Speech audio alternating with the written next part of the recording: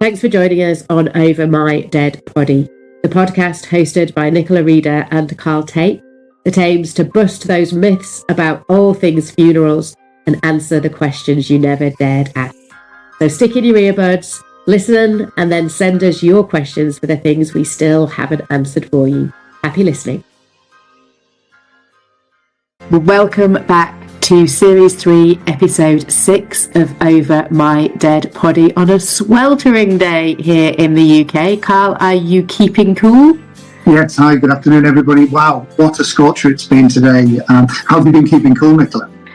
Well, thankfully, I was down at Maple Park Crematorium just outside Thirsk today, and they had enormous fans on, so thank you so much. And I did say to the family, I'm so sorry, I might need to slip my jacket off, and they were absolutely fine about that. But for you guys in waistcoats and wool coats, it must be absolutely boiling. Yeah, it does have its moments, certainly in this heat, but thankfully for me today, I haven't had any funeral services, so it's been a bit of an easier day, so you can't complain too much. Are you shirt and tie on top and shorts under the desk? That's it, yeah, that's how it works, yeah. Brilliant.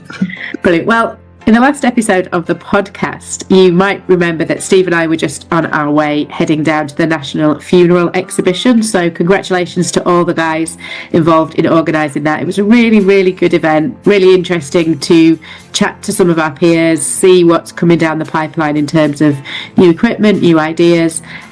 Probably what struck me of most interest was some of the new ideas around what to do with ashes of your loved one. Some going into artworks, jewellery is probably an obvious one, seed balls, lots of drone flights, lots and lots of exciting ideas. So I think hopefully in the future we'll have some of those guys on the podcast to chat about what they're doing. And also we made a really great connection with a bereavement counsellor. So we're going to run an episode on what to say to help people who are grieving. The funeral exhibition is a fantastic idea, and it does, as you say, it gets people together to talk about all these new initiatives. But for me, it's all about getting people together. So all of the FDs who catch up, we don't see each other literally for sometimes years at a time, and it's nice to catch up with all friends. Unfortunately, I didn't make it this year, but hopefully the next couple of years I'll get down there. Who knows, with the podcast, or who never knows where we may be. But yeah, it's brilliant that they put this huge show on, and I know that there's a lot of people put a lot of work into it. So fair play to them all. Yeah, unfortunately, we didn't come back with that £1 million sponsorship deal for the podcast. We don't even need £1 million, like £3.50 would do us. Sponsorship deals. So on to this episode of the podcast. And Carl, this was one inspired by you, which I had to have a little bit of convincing about. So tell us your thinking behind this week's episode. Yeah, so for me, our podcast, as we've always said, Nichola, is to give people as much information and as many options as possible with regards to funerals and how they all work. And we've had many different people come on, as we all know, and everybody's had their sort of take and perspective on funerals. So I thought it'd be a really good idea to get my good friend Martin Fletcher. So his official title, Rev Canon Martin Fletcher at St Mary's in Richmond. Really good guy, and he will go through everything as we all do on this podcast, and give us every bit of information I think we're going to need. Perfect. And you're absolutely right. We are about providing all of the answers across the whole range of funerals. So I am delighted you managed to talk me into that one. Not that you needed to do much persuading. So brilliant. Well, without further ado, we will hand over to this week's episode and introduce our guest. Okay, so for this week's episode, we are delighted to have with us Rev Canon Martin Fletcher. Good afternoon, Martin. How are you? Good afternoon, both of you.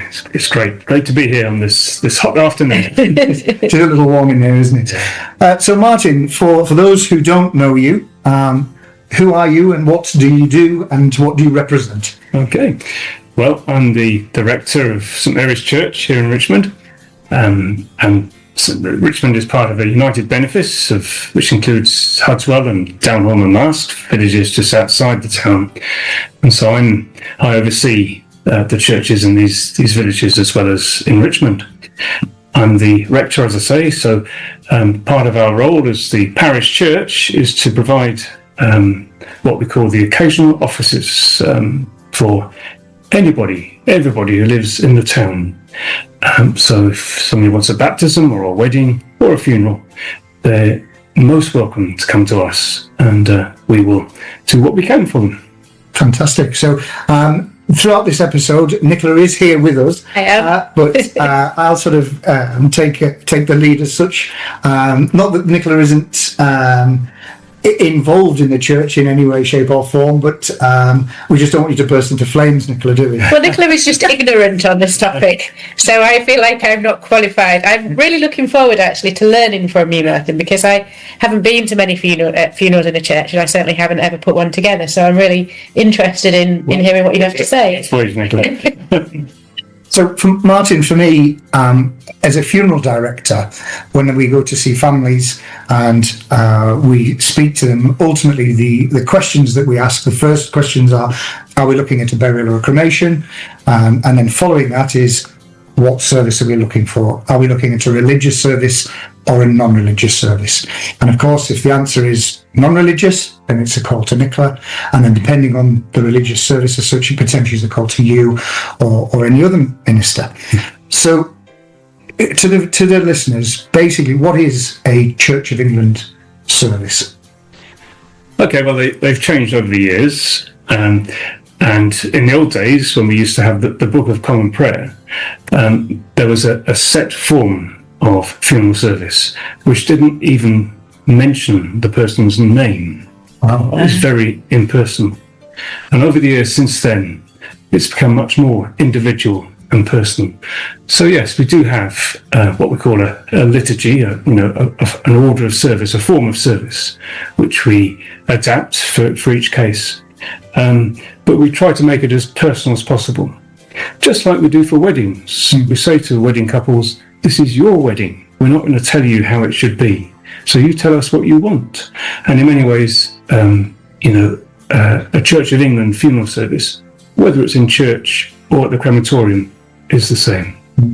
We want to know what the people want. It's really interesting to hear, because I think for somebody like myself who hasn't maybe had that contact with a church, a faith-led funeral for a while, perhaps the assumption is that it's still that common book of prayer with no chance for personalisation. So Yes. It's really lovely and refreshing to hear that actually that has evolved a little. Yeah. I mean, I would admit that in the time I've been ordained, which is 26 years this year, we would probably say to families where there was a church service that we would encourage the music to be, live music rather than recorded music, and kind of, classical music, if you will. Yeah. But now, so many people want a recording, and it can be anything really. And as long as it's fitting, we can find a way of accommodating it. What we would say at St Mary's Church, though, is that the organ is a very fine instrument, and if it's possible to use it, then we do gently encourage people to use it, because our organist is very skilled at playing on the organ, very well-known pieces. I think that is a good point, Martin, because when I think back over the years, I know certainly within the Catholic services, when you'd request a particular pop track of any sort, it was a straight no. Wait, that's not. We know it's got to be. If it's going to be a recorded track, it's got to be somebody like Catherine Jenkins singing Ave Maria, which is that's passable. But where possible, always the organ played, and certainly I know in listening to the organist at Richmond, they are very talented, aren't they? The chaps they have there, certainly. And I think it's part of it's such an important element of a service that why would you ask for a faith-led service to be held in a church and then not fully utilise that whole experience? It kind of seems a little pointless to not have that in your service. Well, having said that, the church here in Richmond is probably the largest meeting space in the town. Yeah. So it's important to acknowledge that having the occasion of a funeral in the church is an opportunity for the community to come together in one place. So we want to, accommodate that need as well. And I would say that I recently read an article about arranging funerals, and we were reminded in that article that there are 3 rules to arranging funerals. Oh, wow. 1, it's not about you. 2, it's not about you. 3, it's not about you. It's about what the people want. I could not agree with you more. That's and brilliant. I think that's a brilliant. There are three perfect questions, or three perfect rules. And I think when we arrange funerals, certainly that as funeral directors, that's where we always, where we always are. And it's what is it you're looking for? What does that person who's sadly passed, what were their beliefs? And for me, as a Church of England goer, well, technically, I'm Catholic, not practicing as such, but as sort of faith-led, as you would say. Certain elements of the service are very important to me, but that's just my own personal opinion. So that would never sort of transpire to any arrangement and say, I would never say, well, you need to have this. I think you should have that, because it's not my place to do so. And it's just being open and honest with families, I think. Yes, that's right. And what I would say, and what I do say, is that a church service and a Christian crematorium service, obviously we need to affirm the Christian hope of the resurrection. Yes. But that can be done discreetly, so that those people for whom it doesn't really mean anything, it can wash over them. For those for whom it does mean something, it's there. We don't ram it down people's throats. And are there certain elements that you would almost say are mandatory in a Church of England funeral service? Are there things where you would say, actually, because it's a Church of England service, we must include this? Well, there are basically three things. One is the special prayer, which is called the collect, a prayer which collects together the themes of the service.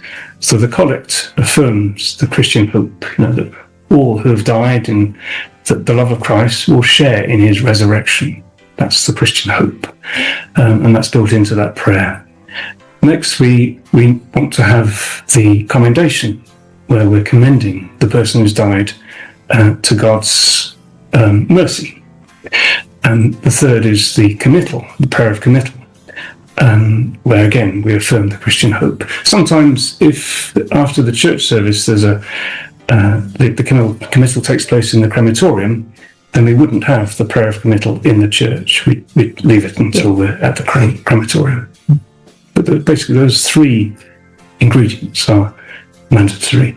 Everything else is optional, really. And it's interesting because those three elements are really important, Yes. but actually not dominating in terms of the space and the time you've got for a whole service. It's not a lot. There's probably a fourth, actually. They're all to their Bible reading. Their Bible reading. We need a read.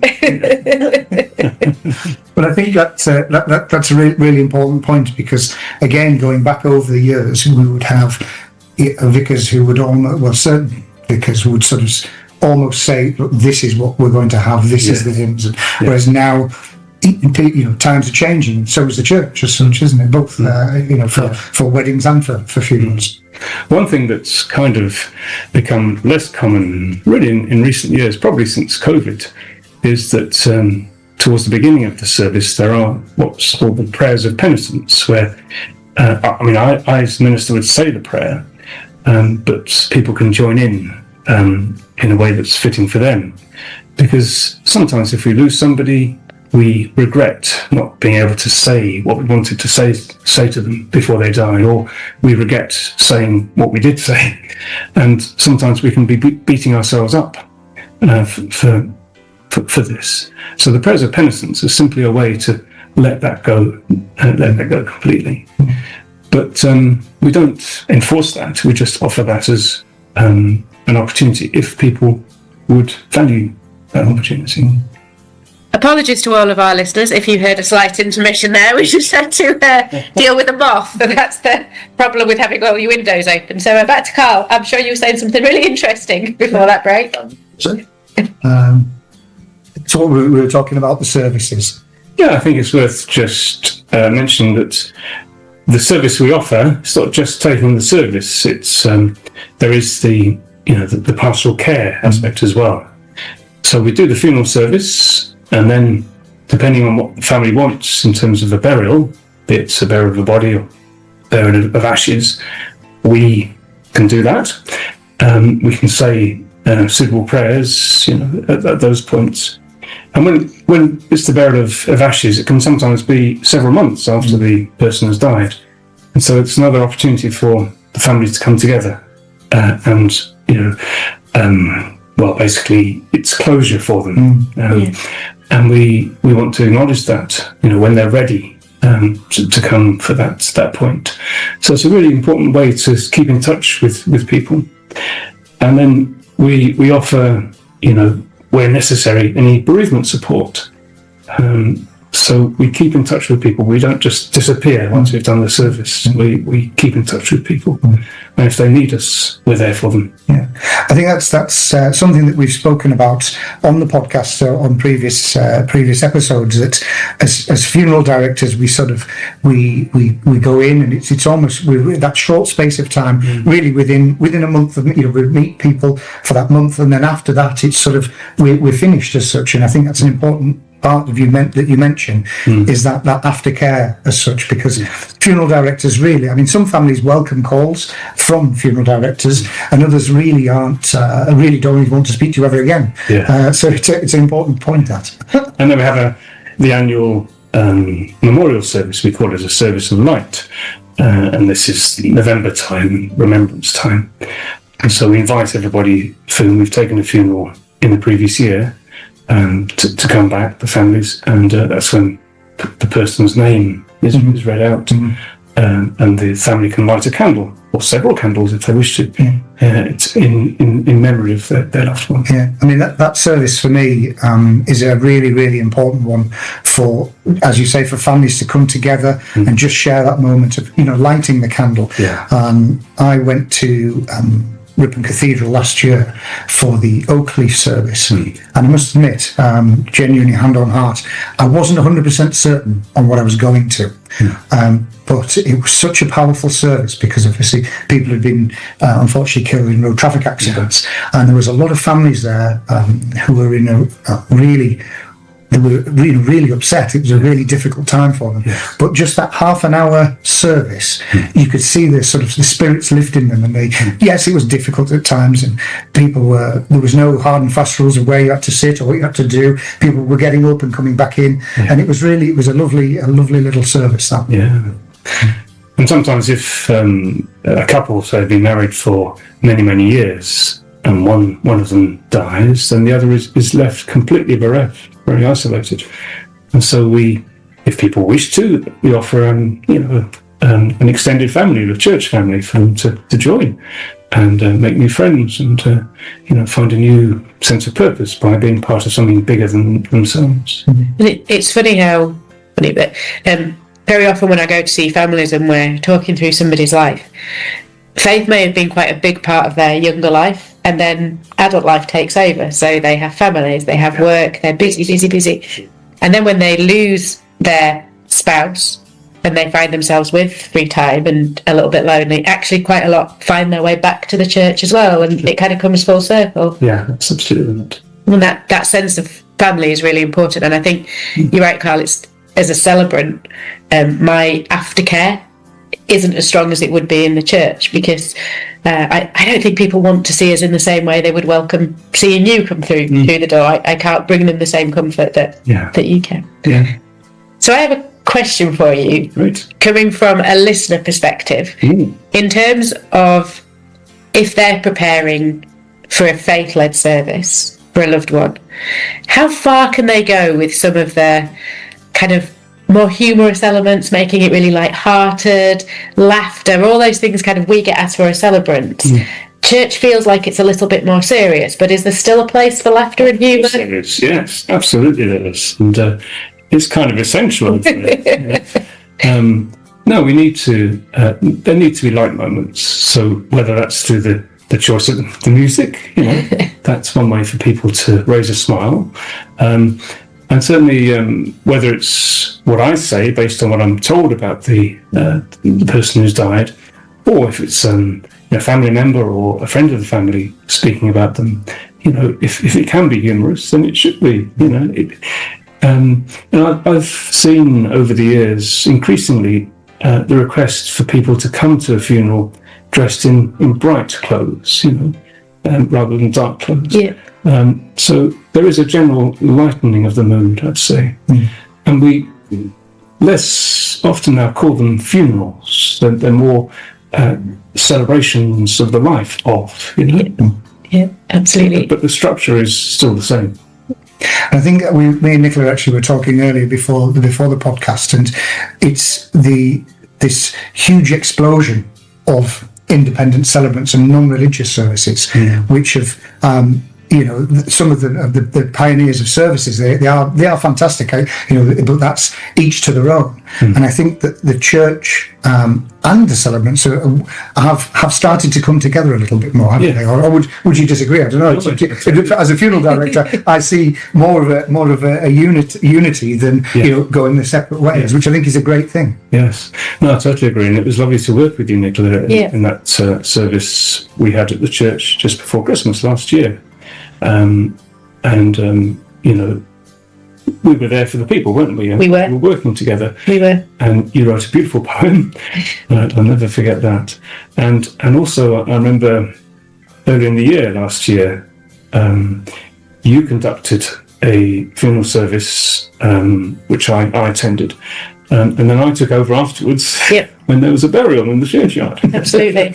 And there was, for us and for the family, there was no, contradiction.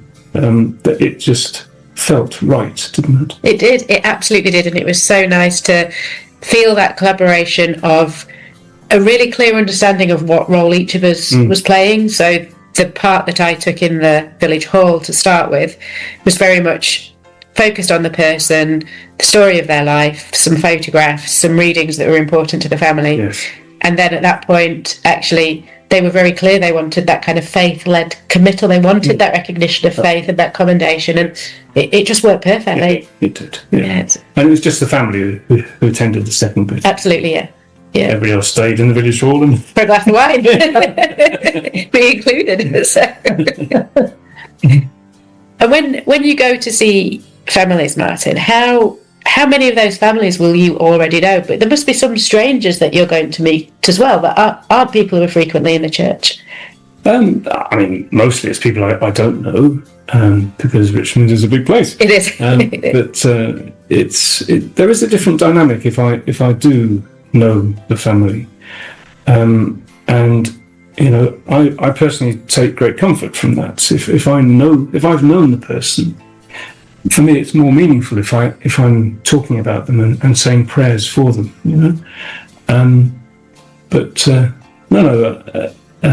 Of course, I get to know the families and I get to know about the person's life if I hadn't done before through talking to them, So it works both ways, really. See, this isn't for the podcast. Is there a rule about? I might be wrong. If people haven't been to church, they can't have a funeral there. Like, are there any? Because that used to be the way with weddings, did it, that you had to attend? Not at all. We can put that in. Let's ask him that question. That's a good one. Really helpful if there was. You're not allowed in. Can you imagine? That's what I tried to say at the start. The parish church exists for everybody in the parish, regardless of whether they go to church or not. And if people want any kind of service, be it a baptism, wedding, funeral, and we haven't seen them before, great, coming in. We're here for you. So there's no kind of, no, you haven't been to church in the last year, so therefore I'm not prepared to take your funeral. I think some people think that, so that's great to know. Yeah. There might be churches of other denominations where that rule would be strictly applied.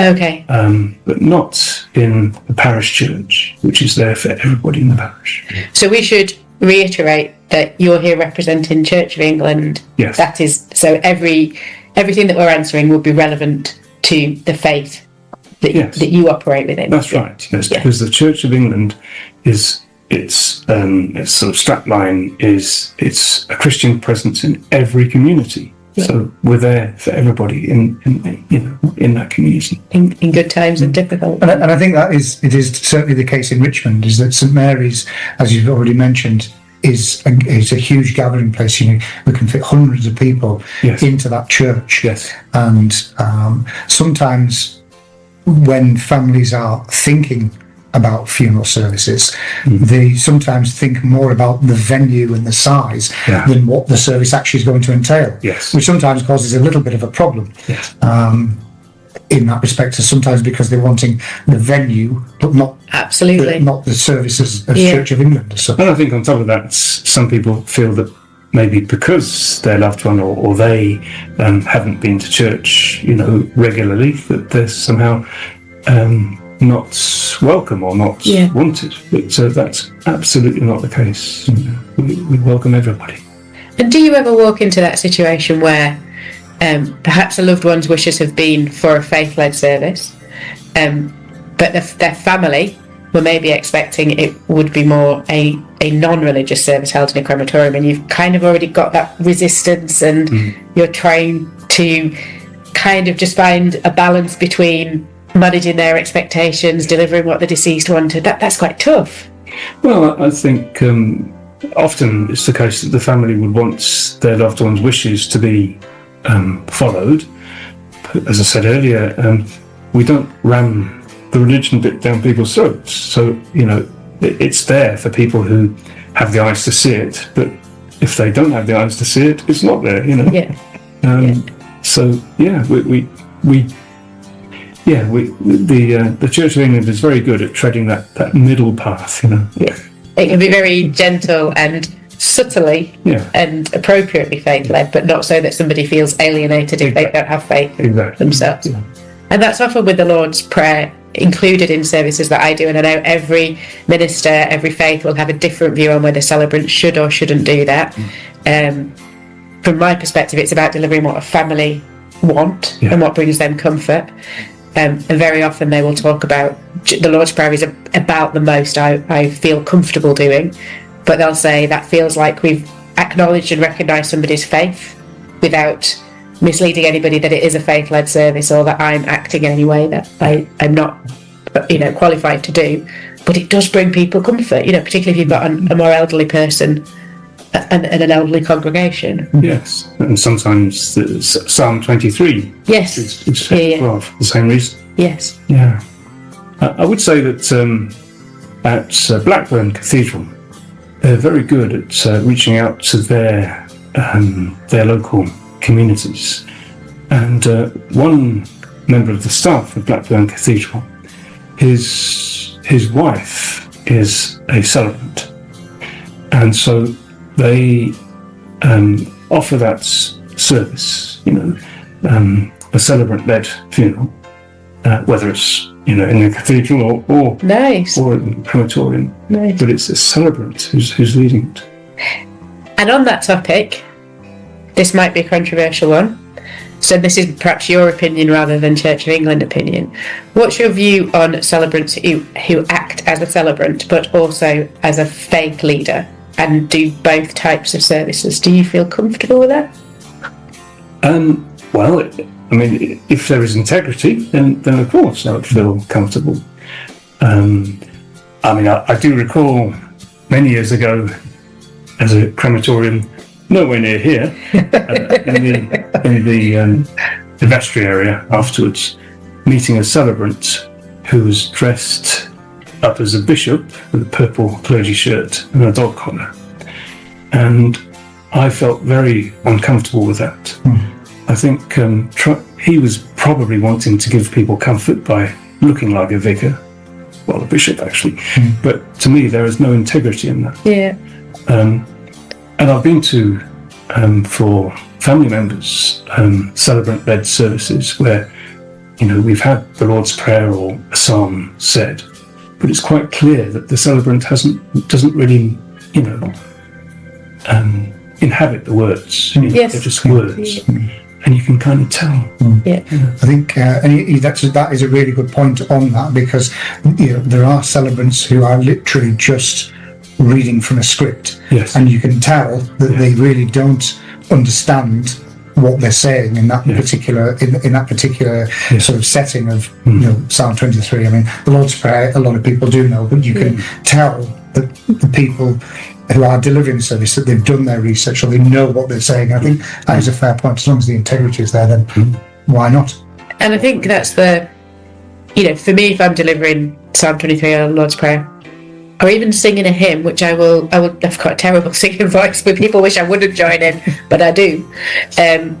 For those things, I sometimes think, for me, the words don't have the power that they will for other people because of my beliefs and my faith, but they really mean something to the people that I'm representing and serving, and that's the important bit, and that's where your motivation and your integrity to put the emotion into it comes from, I think. Yes, and I totally agree, and I think corporate singing is a very lovely way to bring people together. Absolutely. So, fair play to you, and that is a way for people to feel part of something. It's bigger than themselves. And I'm just always glad when it's all things bright and beautiful, and the day thou gave us, Lord, has ended, which is really hard.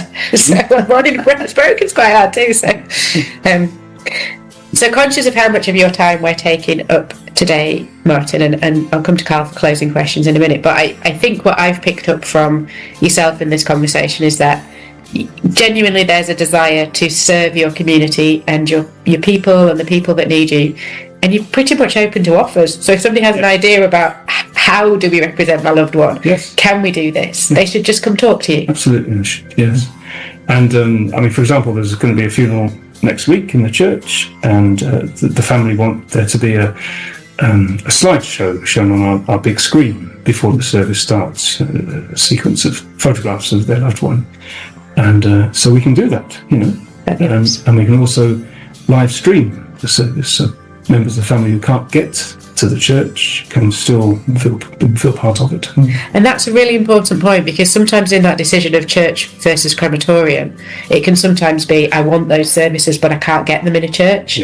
So to know that you're actually not losing anything on that media side, that's right, is really important. Well, I think that's also does come down to the funeral director as well, knowing the area, or as I say, know my area. So I know everything about as much as I know about St Mary's. Over the years it has changed. The big screen is a huge thing. The live streaming is, of course, but then there's other churches in and around the town that can't offer those, so a funeral director should also know that. But again, it's all about just open and honest questions, and if families have questions, they can certainly come to you, can't they? Yes, they can. We welcome that. And St Mary's, for me, there's been some very amazing services, such as weddings and things that we've been to, christenings, and then there's been some huge funerals, some really quite powerful ones. And for me, it's an incredible place, because so much happened in that church. For me personally, I'm just going off on a tangent here, just talking about me, but it is a special place to go to. It's always just about you. It's never about them. But it's such a special place, and 3 times. 3 times, yeah. But we had when Chris Power came on and spoke about Tiny's service way back in Series 1. Tiny's was at Richmond Church. Chris came to see us, and obviously, so she was, and that was really powerful and big, but personal. She talked about how personal that service was. So. A lot of changes as well to the front of the building, so the access is a huge part of that. That's right, it's much improved, because St Mary's Church is not the most accessible, but we've done our best, so there is level access now, and parking nearby, so Parking in Richmond? Great, yeah. Heaven forbid, really? Don't tell everybody. We resisted the temptation to put car charging. So, Martin, one of the questions that we've been asked is about your thoughts on burials. So, the burial of a whole body and also the burial of ashes, and what's the difference between the two? So, what are your thoughts there?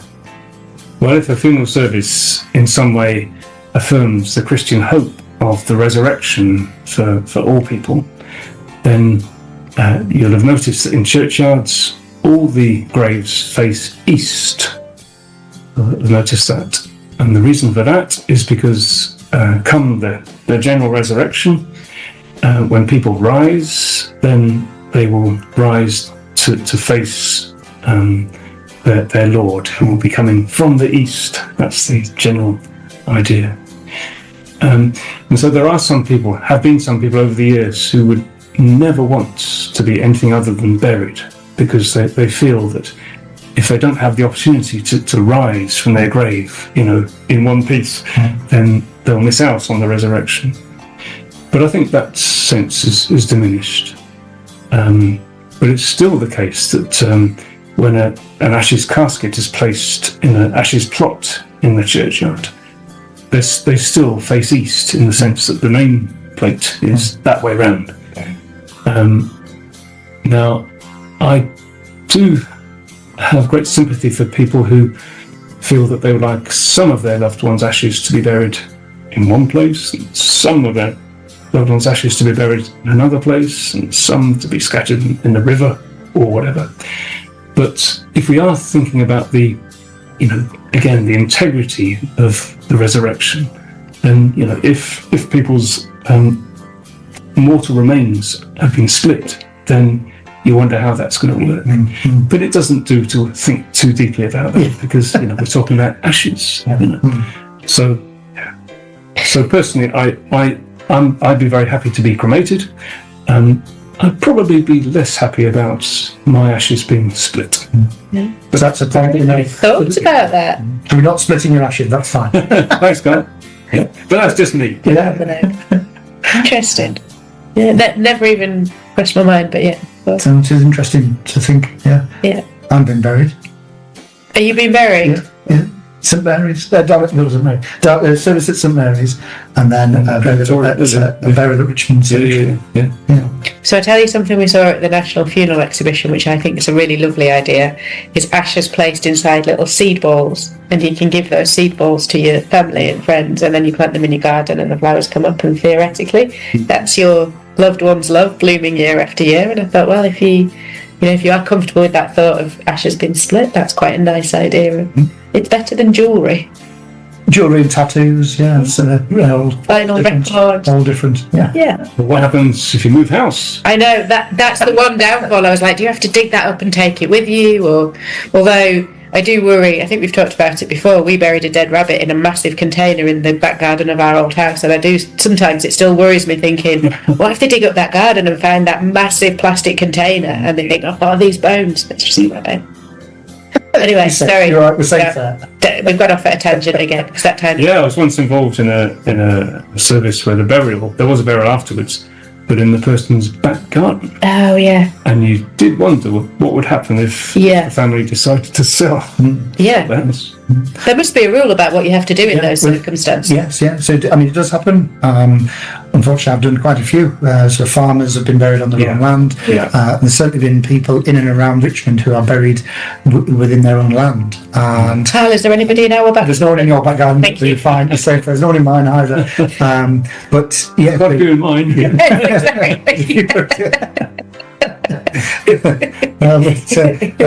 When, let's say, it was in my back garden, and one of my loved ones was buried there. If I didn't write that they were there, if I didn't write it into the deed that they were buried there, then I would lose the right to then go in and visit the grave, so that the new owners could stop you from coming in. Yes. However, if you write it into the deed, you could potentially put a public right of way through your garden for you to be able to walk in and visit that grave whenever you want to. Do you think you would, though? Would you ever go back to visit a grave in somebody else's garden? No, I think the burials, when people are buried on their own lands, they are the house has been in that family for generations, and it really isn't good. Yeah, it's not. And as I said, farmers that continue to farm the land for years and years. So yeah, it's almost like a. And there is also the issue of a churchyard is so-called consecrated ground. And that means a lot to some people. Their loved ones being buried, their mortal ones being buried in, a consecrated place. Absolutely. And people respect that place. So the churchyard at St Mary's, people walk their dogs through it, but they recognise that we must always show respect when we go to the churchyard. The cemetery won't be consecrated ground, but each grave or ashes plot where there's been prayers of committal said as the burial has taken place, that because there's been prayers said, then it is in a sense consecrated. And are you comfortable to go and take a committal, a burial at, say, a cemetery that isn't within a churchyard, that's non-consecrated? Good all the time at the cemetery. Very comfortable with that. Yes. And it is really about people having far more choices than they think. Yes. and the blessing of graves, which Martin does. But as you said just before, the burial takes place, the grave is blessed. Yeah. And how are we doing for space at St Mary's in terms of burial space? Because I keep reading a lot about the UK in general is getting tighter and tighter. Well, actually, it was closed to the burial of bodies some time ago, which is why the cemetery was opened. But there is still space for the burial of ashes at St Mary's. And we've just managed to find a way of creating a bit more space, so a bit for a few more years. Does it worry you, the lack of space for burial in the UK? Is it something that concerns you? No, not really, because local authorities need to make sure that there is space. So if a churchyard is full, then the local authorities are duty bound to ensure that there is space somewhere else. Yeah. So in a previous parish, again, our churchyard was filling up, so the local council basically built a new cemetery. Yeah. In Hudswell, we're doing the same. We're extending the churchyard there because it's getting full. So we've got a new area which will have to be cleared. If anybody would like to help us do it, There's a quick shout out there. Yeah, anybody who wants to go and help clear Hudswell churchyard. and the bishop will come along and consecrate it, Great, the grave. and then we'll be good to go for another few years. So in terms of funerals to when you first started to now to the future, what do you think Church of England funerals are going to look like in 10, 15 years' time? Or I suppose you'll be retired and it won't be your problem. Probably continue to take funerals. Yeah. But no, I think that the basic ingredients will always be there. But the level of formality may continue to change, and there'll become much more celebrations of people's lives. I have noticed actually just in the last year or two that there are a lot more direct cremations, aren't there, where no funeral is taking place at all. Well, I was going to mention that next, but I don't know how to broach that with you because it's not a big. We're not big fans. But after a direct cremation, there can be a memorial service, a Thanksgiving service, and I think it's important that there should be, because the family, the local community would want a way to celebrate that life. Absolutely. I think that's again why we've started doing this podcast, is just to make people aware of all of this and give them the options that yes, a direct cremation may have been chosen, but there is always the options after, whether we're doing it in a village hall or whether we're doing it in a church, which is brilliant. Yeah. Sometimes it's the case, isn't it, that the person who's died has specified that they want minimal fuss, direct cremation, but in doing so, they perhaps haven't taken on board the needs of the family. Absolutely. Could not agree more. Carl and I have debated this at length. And did you see last week the advert got banned? The terrible pure cremation advert from the beginning of this year, which we all complained about, saying it was misleading because it talked about a funeral, and there is no funeral, it is just a direct. So last week it got banned. Yeah, so, and rightly so. If they're saying there's a funeral and there isn't one, exactly. Direct cremations will be right for some people, undoubtedly. Yes. But just know what you're signing up for, and please go to an independent funeral director if you want one. Yes. Here endeth the sermon from Nichola Reader. Amen. Thank you. Amen to that. Yeah. So probably my final question to you, Martin. We talk about the modernisation and services becoming a little bit less formal, more tailored. Will we ever see you dressed as a Viking taking a funeral, or a Disney princess? Do we think that's on the cards? Probably not. Probably not. Okay, well, I think that's okay. That's a fair. If you could have everything but the Viking, I think that's pretty much all right with us. Definitely. Perfect way to finish, I think, that. But let me think about that one. Yeah, let us know first if ever that's going to happen. We want to be the first to hear about it. So thank you so much. I'm conscious we've taken up way more of your time than we said we would. So yeah, it's been, from my perspective, who didn't really understand the role of funerals and kind of quite how personal it can be. It's been brilliant and enlightening, and just listening to your voice is so peaceful and calming. I feel like I can now chill out for the rest of the evening. So thank you so much. Now it's ease with the Church of England. I wouldn't go that far.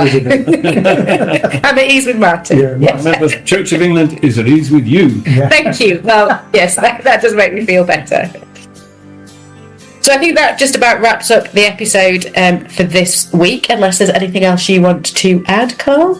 No, nothing from me. Thank you very much. Thanks for a fantastic episode, and we look forward to the next. Yes, absolutely. And I have to say, this episode was all down to Carl. He suggested that we have a recognition of faith in an episode. I took an awful lot of convincing, but can I just put on record, first time ever, Carl was right. We really needed to do this. So well done, Carl. Thank you. First time in 3 series, you've been right. Well done. So thank you so much for listening. We'll be back again next week with our next episode, where we're hoping to speak to some people about those alternative ashes ideas, things that you could do slightly differently. And but if you do have any more questions, please fire those over to us. We've still got some outstanding from when we were on holiday, so we might do a quick fire episode soon as well. And one thing we've been asked for, Carl, if you are up for this, is you and I doing a bit of quick fire video on the old tiki-toki. Yeah, go for it. Yeah, I'm always up for it. Do you know how to do it? I can do it. Sort of. Yes, I've got an idea. I've got an idea of TikTok, and I have a 15-year-old son. Yeah, That's good. I'll ask your boy. yeah. Jules will know. So TikTok may be coming your way shortly. So thank you for listening. Have a great week. Stay cool, everybody, and we'll see you next week. Okay, bye-bye. Thank you for listening, and we really hope you enjoyed and were inspired by this week's episode. Remember that you can get in touch with us anytime to ask a question, offer to be a guest, or to request that we bust a particular myth. You can get in touch via any of our social accounts over My Dead Poddy on Facebook, Insta, or TikTok.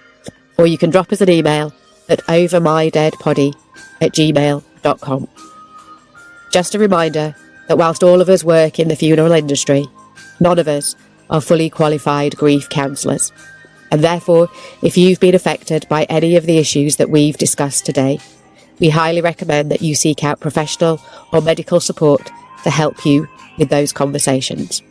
Should you need any support, please do get in touch and we can hopefully signpost you in the right direction, but we can't offer those services ourselves. Thanks for listening, and we can't wait to bring you the next episode.